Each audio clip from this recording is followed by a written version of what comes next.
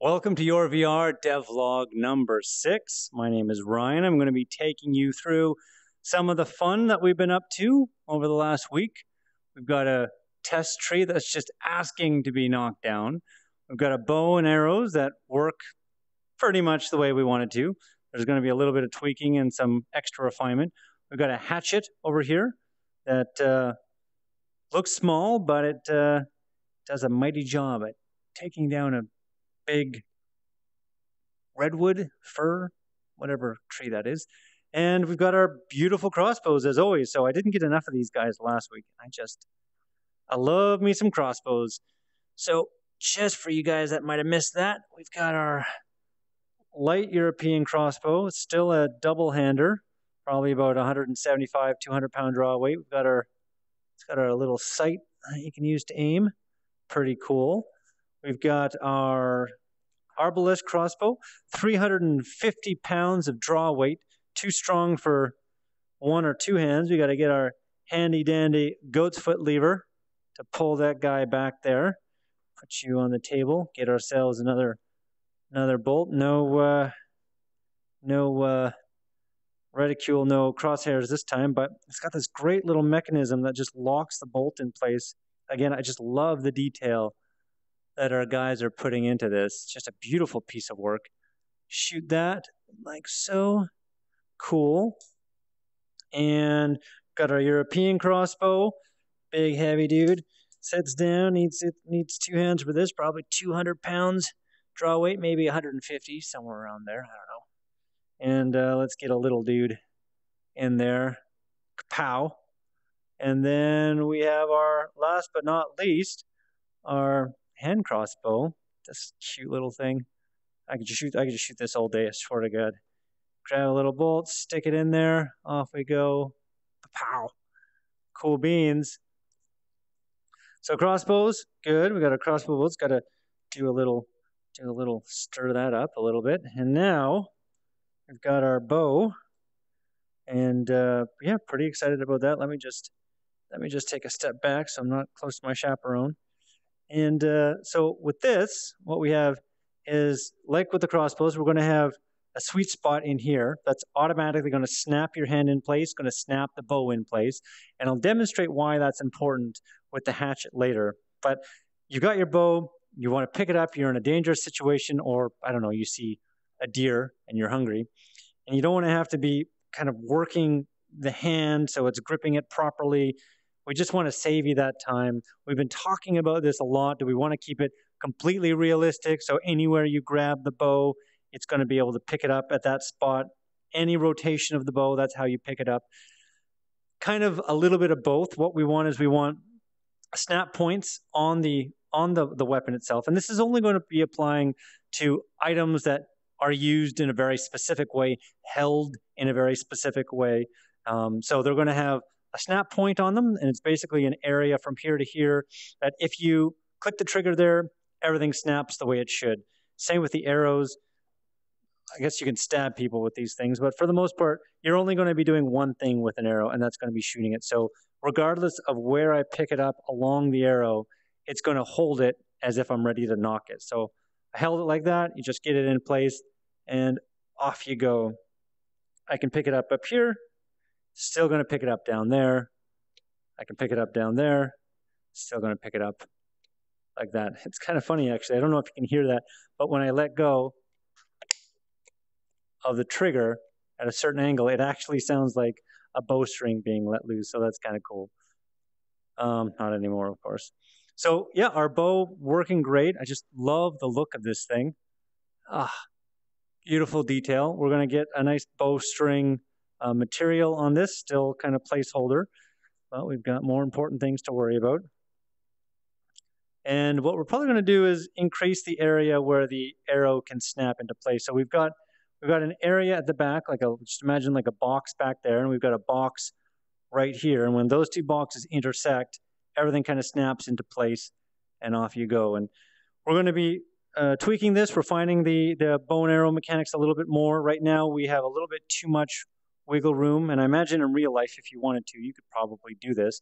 But we want to make it a little bit easier at least in the beginning, and we'll adjust it based on feedback, but limiting how much left to right movement you can do, how much up and down, maybe dampening it, particularly as you pull back. It's going to get harder to do that. We've got some haptic feedback in there right now, so I'm not sure if you can hear that, but it vibrates stronger and stronger the farther back you pull it. But yeah, there's definitely a little bit of tweaking, a little bit of improvement that's going to happen with the bow. But so far, feeling pretty good. We've got calculations based on how far back it is. We're probably going to be playing with that a little bit more. I'm not sure if you can or cannot see that, but there's not a lot of drop that's happening, and we probably want to play with the drop a little bit more so that you have to, you got to have to get a good feel for the bow. It's certainly a challenge that we're facing right now is how do we simulate different kinds of bows? You can't really simulate the feeling or the resistance of the string just because we have controllers that aren't attached to any sort of resistance bands at all. So what do we do to make a makeshift bow like this feel a lot different than an English longbow or a short recurve or anything else that we have in there? And for that, we're definitely looking for feedback from you guys. So please leave your comments below or head over to Facebook and tell us what you think, because we certainly could use a little bit of help on that one. And last but not least, we got our hatchet. And I'm going to demonstrate why we like those snap 2 points so much. And that is because with the hatchet, we can pick this up anywhere we want. And I'll tell you, it feels great. It feels really, really natural. However, because my hands in the game can't articulate like they do in real life, I can't articulate each finger independently of one another. I can't articulate my wrists like I can in real life. It's a lot harder to get this thing lined up just perfectly. I mean, even then, it kind of looks like I want to grip it, but I'm going to hold this like I would hold it in, I'll hold the controller like I would hold the axe in real life, and it's still feeling really awkward. So what I want to do is I want to kind of grab that and put it like this, maybe rotate it a little bit more. And all of this fine tuning is the last thing that you want to be doing every time you go down to harvest some wood. So as I mentioned with the bow, what we're going to do is we're going to have a sweet spot on this thing, and it's going to be an area from probably here to here. And if you hit the trigger right there, it'll just align the axe exactly to where it needs to be in your hand to chop down a tree. It'll rotate your hand perfectly. It'll rotate the axe. Everything will just be as it should be so that you don't have to muck around with that. But until then, I get to do this manually. So make sure no one else is around. Don't want to get anybody get hurt by falling trees. And I've never actually chopped down a tree before, but the guys say it's ready to be used. So here we go. So I think all I'm going to do is just swing it. And we can see that we got some wood coming out. Oh, man, I got a lot of wood coming out. And there we go. Tree has been felled. We got a stump. And this is our preliminary tree gather or wood gathering system. Basically, you have X amount of hits in a tree, and it's going to produce X amount of wood.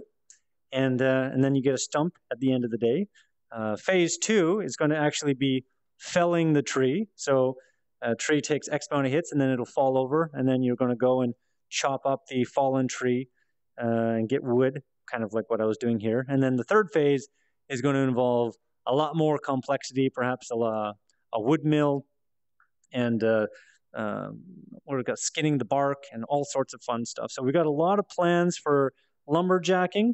The Canadian in me is very, very happy to see this system in place.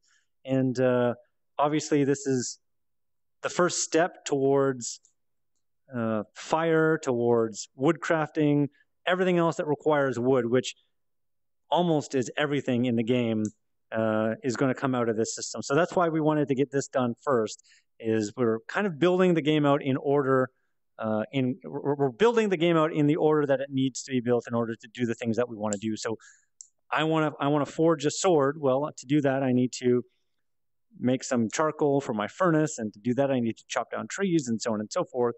And the next step is going to be mining to get some ore to refine. So that should be next week with any luck. But yeah, that's bows and arrows. That's chopping down trees. That's a grip system that you can grip anywhere versus snap 2 points, and creating a hybrid system, ideally next week. And yeah, hopefully next week we'll have two-handed axes and all the other fun stuff that the guys are working on. So as always, leave your comments in the comment section below. Head over to www.facebook.com/yorevr, YOREVR, or hit us up on Twitter at @your_VR, and let us know what you think. Let us know what you want to see. Let us know what you like, what you don't like, and we'll see you next week.